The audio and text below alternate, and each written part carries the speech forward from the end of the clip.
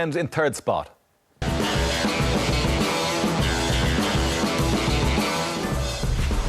Cork started this game the better and could have scored early on as John Kavanagh exchanged a 1-2 with Djilali, but Michael Schlingermann proved equal to Kavanagh's shot.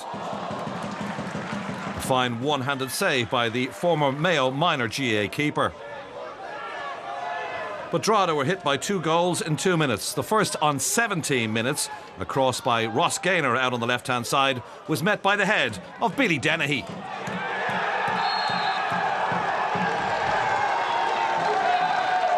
Dennehy, unmarked in the area, couldn't really miss. Moments later there was 2-0. Dennehy's corner was headed on by Alan Bennett before being helped to the net by Djilali. Djilali back to goal, just eased the ball to the net, and 2-0 now to City.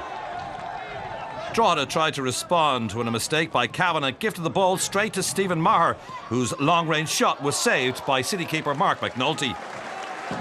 Drogheda came more into the game in the second half and went close to putting one back when Sean Brennan crossed to Carl Walshe, who saw his header go narrowly wide.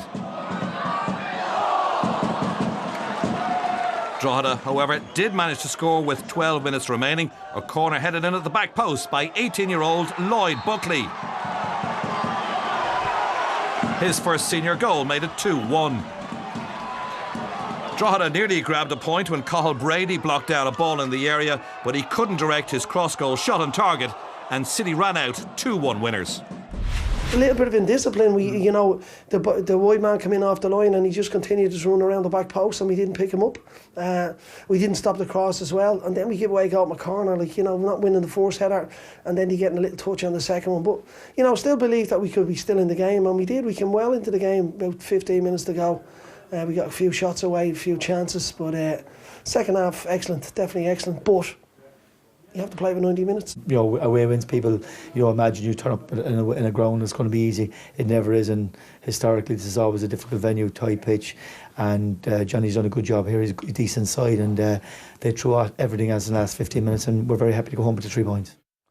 Yeah, just on that point that John Caulfield was making there, Stewie, about Drogheda. I mean, Johnny has assembled a decent squad there at Drogheda United, and the recent defeats have been very narrow indeed. Do you think they're possibly about to turn the corner?